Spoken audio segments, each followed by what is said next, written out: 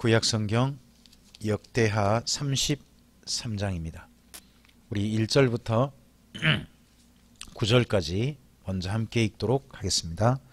므낫세가 왕위에 오를 때에 나이가 12세라 예루살렘에서 55년 동안 다스리며 여호와 보시기에 악을 행하여 여호와께서 이스라엘 자손 앞에서 쫓아내신 이방 사람들의 가증한 일을 본받아 그의 아버지 히스기야가 헐어버린 산당을 다시 세우며 바알들을 위하여 제단을 쌓으며 아세라 목상을 만들며 하늘의 모든 일월 성신을 경배하며 섬기며 여호와께서 전에 이르시기를 내가 내 이름을 예루살렘에 영원히 두리라 하신 여호와의 전에 제단들을 쌓고 또 여호와의 전 두 마당에 하늘의 일월 성신을 위하여 제단들을 쌓고 또 흰놈의 아들 골짜기에서 그의 아들들을 불 가운데로 지나가게 하며 또 점치며 사술과 요술을 행하며 신접한 자와 박수를 신임하여 여호와 보시기에 악을 많이 행하여 여호와를 진노하게 하였으며 또 자기가 만든 아로새긴 목상을 하나님의 전에 세웠더라.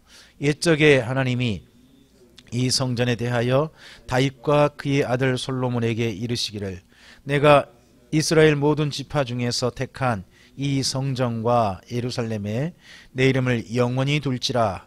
만일 이스라엘 사람이 내가 명령한 일들 곧 모세를 통하여 전한 모든 율법과 율례와 규례를 지켜 행하면 내가 그들의 발로 다시는 그의 조상들에게 정하여 준 땅에서 옮기지 않게 하리라 하셨으나 유다와 예루살렘 주민이 므낫세의 꾀임을 받고 악을 행한 것이 여호와께서 이스라엘 자손 앞에서 멸하신 모든 나라보다 더욱 심하였더라. 아멘. 역대하서를 읽어보면 가장 당황스러운 한 왕이 나오는데 그 사람이 므낫세입니다. 가장 뽀샵이 많이 된 분이라면 저는 히스기야로 봅니다. 사실은 뭐 다윗과 솔로몬도 그러지만 히스기야를 굉장히 좋은 왕으로 평가해주고 있습니다. 근데 그 히스기야의 아들인 므낫세는요, 이건 뽀샵 정도가 아니라 당황스럽습니다. 왜냐 그러면 열왕기하서 평가하고 전혀 달라요. 방금 우리가 읽으셨던 1절부터 거기 9절까지는요 열왕기하서하고 내용이 똑같습니다. 열왕기하서 인용 그대로예요. 근데 여기 지금 현재 보면 나중에 이제 여기 므낫세 이야기를 인용한 그 책들 이름이 나올 거거든요. 인용 책 이름이 나오는데 여기 9절까지 인용은 역대지략이라는 책입니다. 이게 이제 열왕기하서에 나오거든요. 근데 그 책 이름은 여기 언급하지 않아요. 그러니까 이미 이스라엘 민족이 1절부터 9절은 다 아는 거예요. 그 대신에 이 역대기를 쓰신 분이요 한 사람 이름을 언급하고 싶지 않았던 것 같아요. 열왕기하서에서는 므낫세와 관련해서 누구를 언급하냐 그러면 헵시바라는 여자를 언급을 해요. 헵시바가 그의 어머니다 말을 하거든요. 근데 여기 열왕기하서에서는 역대하서에서는 그 여인에 대한 감정이 큰 건지 언급하기 아예 싫었던 것인지 이름을 아예 빼버려요. 어머니 이름을. 그러니까 헵시바란 여인에 대한 감정이 나름 있다 하는 게 솔직히 보입니다.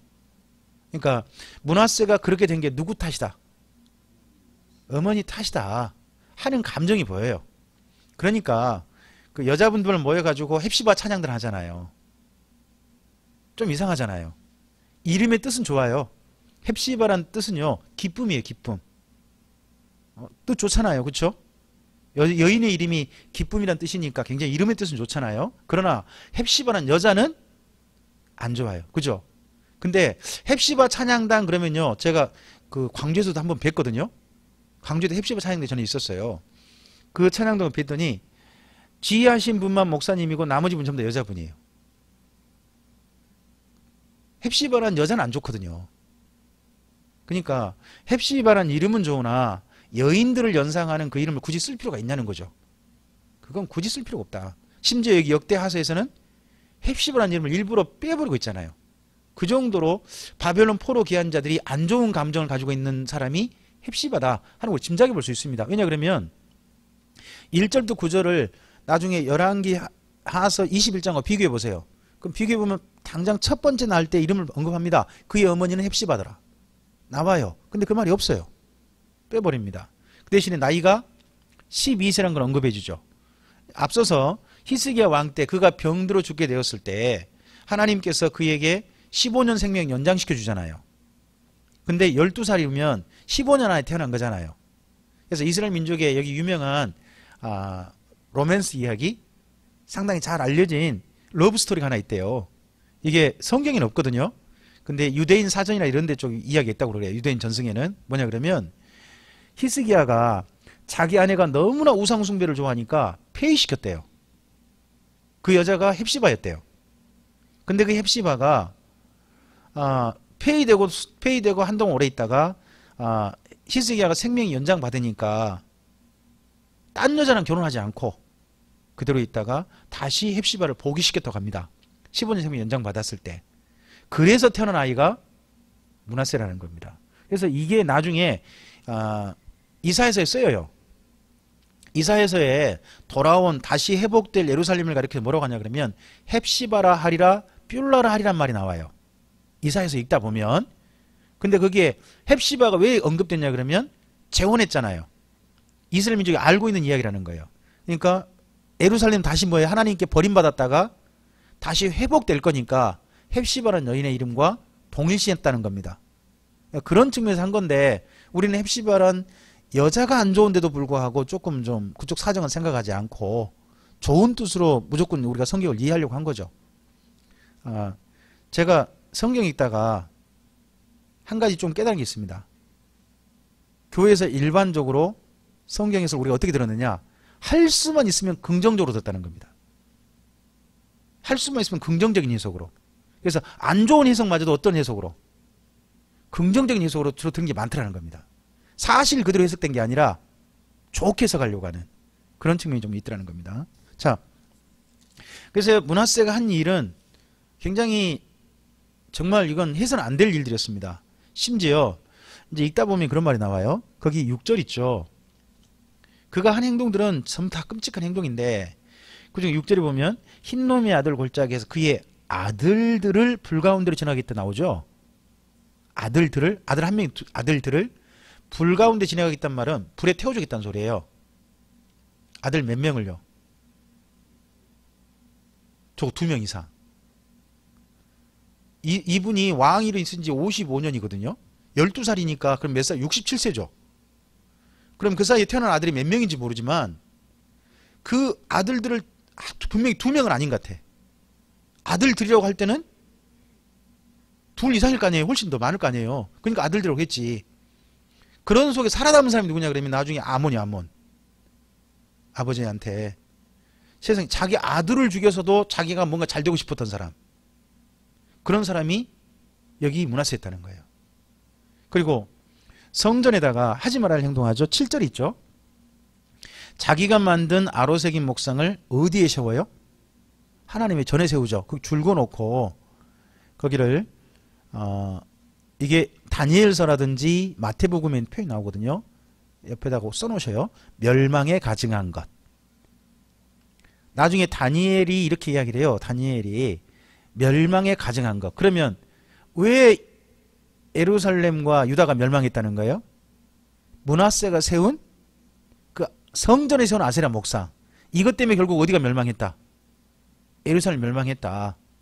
그러니까 성전에서 우상 숭배를 해버리니까 이건 멸망했다 하는 걸로 이해하는 중요한 이야기예요. 이게 성경 여긴 잘 안 나왔습니다만은 나중에 이게 저쪽 다니엘서라든지 예수님의 언급과 연결된 내용이니까 줄거놓고 표시해 놓으셔야 됩니다.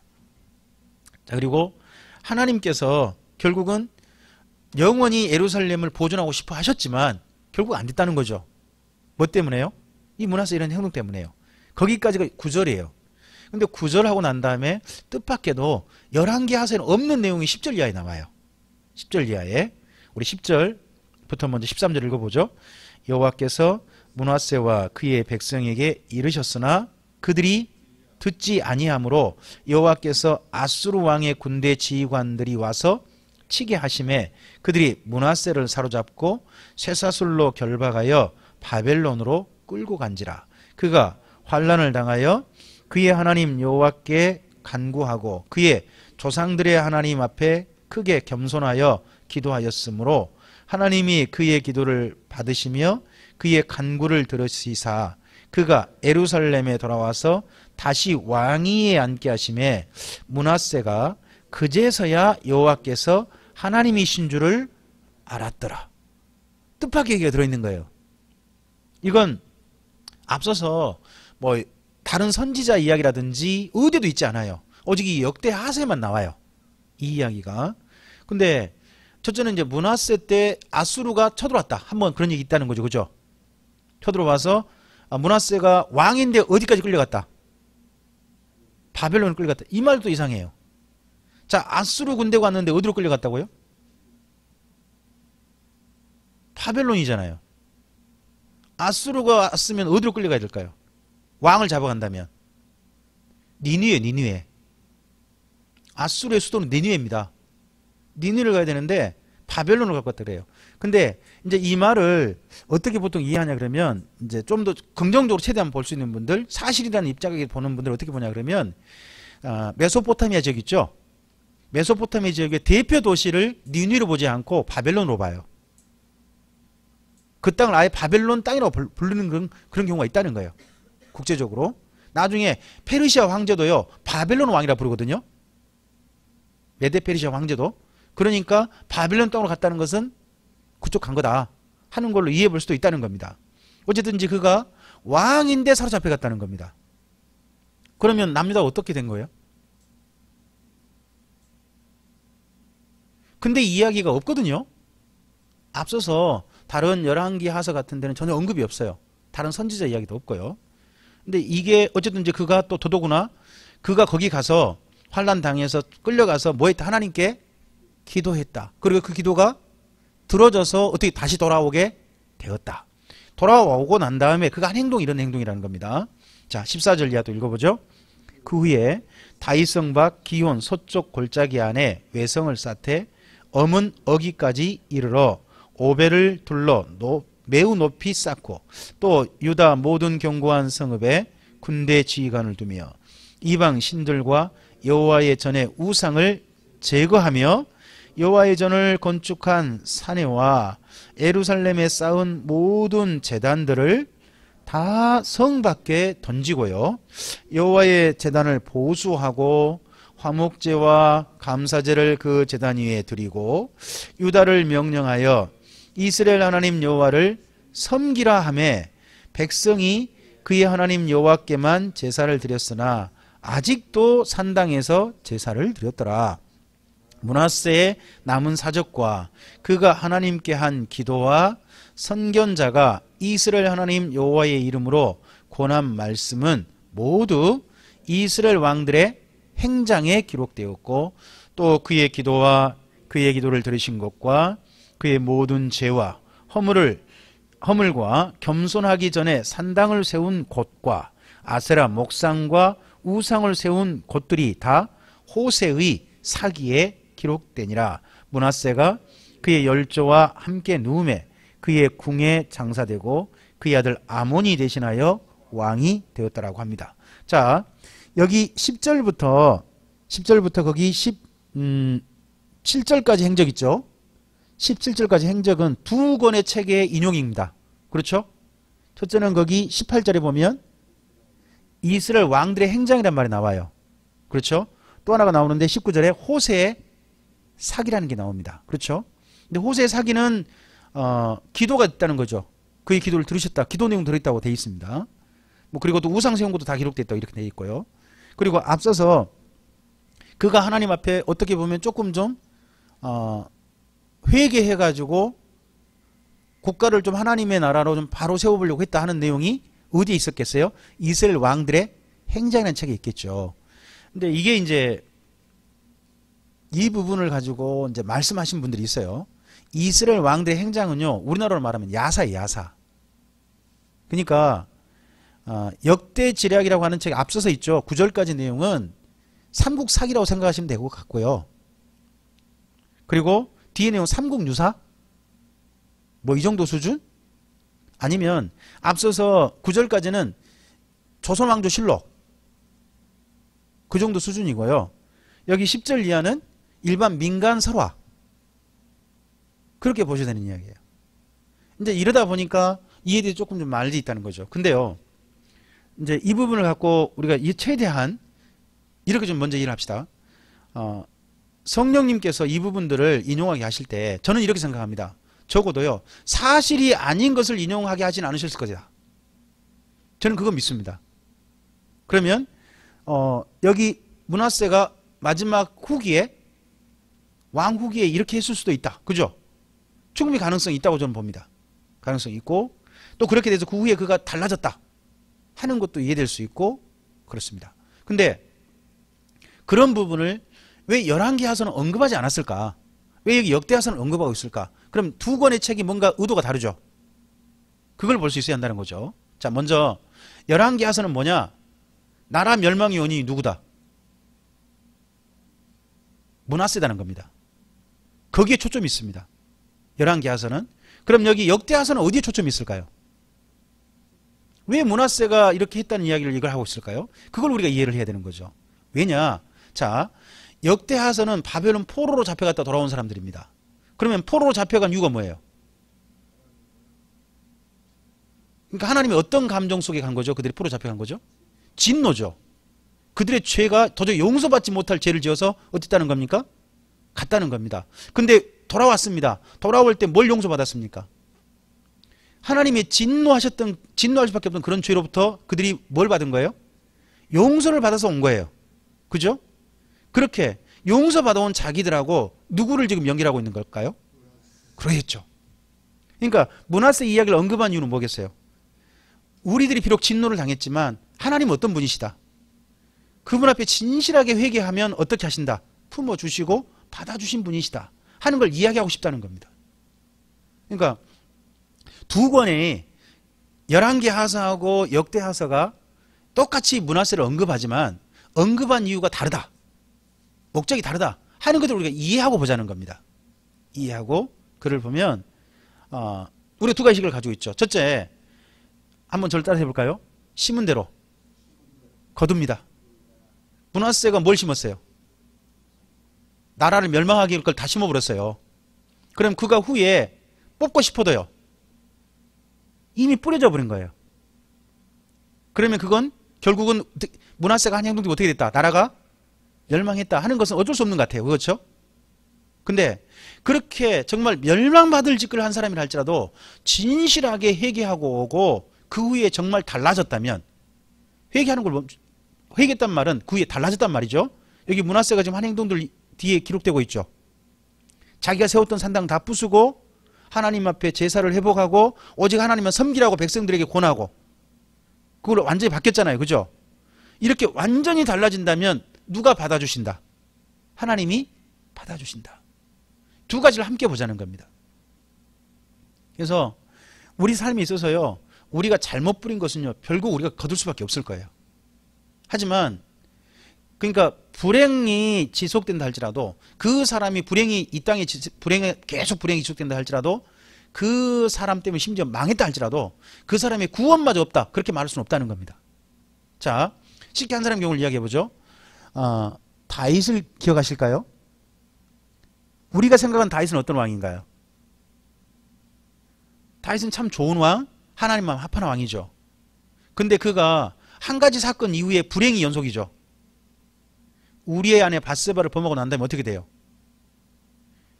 자기 가문이, 자기 가족이 완전히 풍비박산 나버려요. 아들이 아버지를 죽이러 달려들고 아들이 몇 명이 죽고 거기다가 또 자기 딸도 강간당해버리고 이런 일을 실제 당한단 말이죠.